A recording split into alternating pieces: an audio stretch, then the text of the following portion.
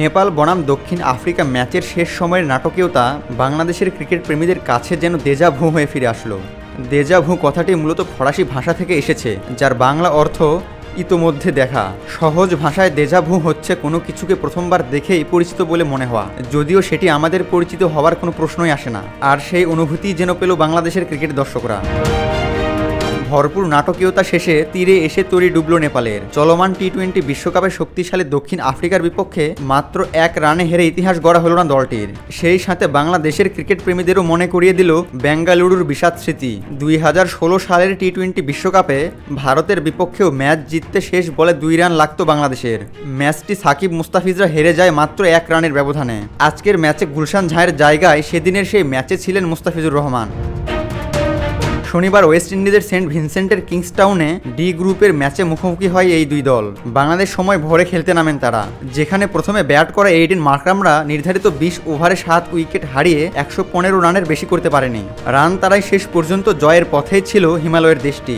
Match জিততে ইনিংসের শেষ বলে নেপালের দরকার ছিল 2 রানের, তবে শেষ বলে গুলশান ঝাড় বিচক্ষণতার অভাবে রান আউট যাওয়ায় মাত্র 1 রানে স্বপ্নভঙ্গ হয় নেপালের। এরই সঙ্গে আসর থেকেও বিদায় নিশ্চিত হল নেপালের। আর গ্রুপ পর্বের শেষ ম্যাচ জিতে সুপার 8 খেলতে যাচ্ছে প্রোটিয়ারা। ইংরেজিতে একটা কথা প্রচলিত আছে, so close yet so far. এর বাংলা অর্থ এত কাছে তবুও কত দূরে। কথাটি দ্বারা বোঝানো হয় আপনি যা চেয়েছিলেন তা অর্জনের খুব কাছাকাছি গিয়েও শেষ পর্যন্ত ব্যর্থ হয়েছেন। নেপালের ক্রিকেটাররা হয়তো এই ভেবেই নিজেদের কপাল চাপড়াচ্ছেন।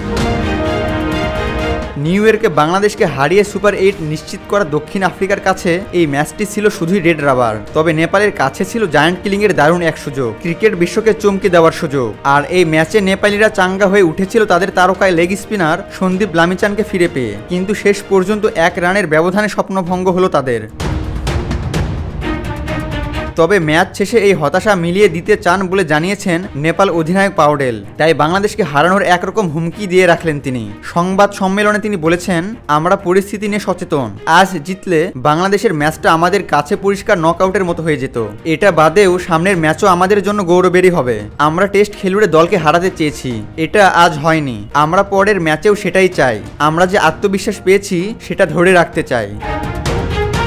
দক্ষিণ আফ্রিকার বিপক্ষে জিততেও হারতে হয়েছে নেপালকে। ব্যাটে বলে দুর্দান্ত এই আত্মবিশ্বাস নিয়ে বাংলাদেশের বিপক্ষে নামতে চান রোহিত পাউডেল। নেপাল অধিনায়ক বলেছেন, আমরা যেভাবে ব্যাটিং বোলিং করেছি বাংলাদেশের বিপক্ষে আমাদের আত্মবিশ্বাসী হয়ে নামতে সহায়তা করবে।